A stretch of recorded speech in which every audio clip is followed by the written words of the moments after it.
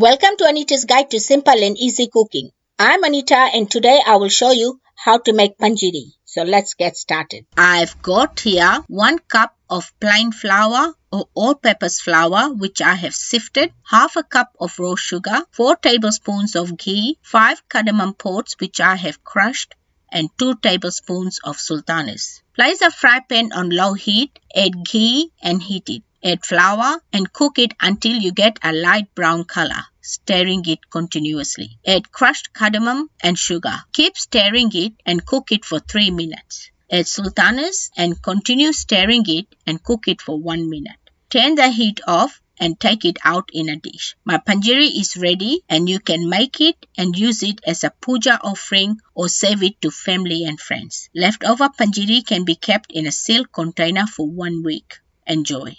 If you like this video, please give it a big thumbs up. For more of my simple and easy recipes, please subscribe to my channel and don't forget to press the bell icon to receive notifications of my latest videos.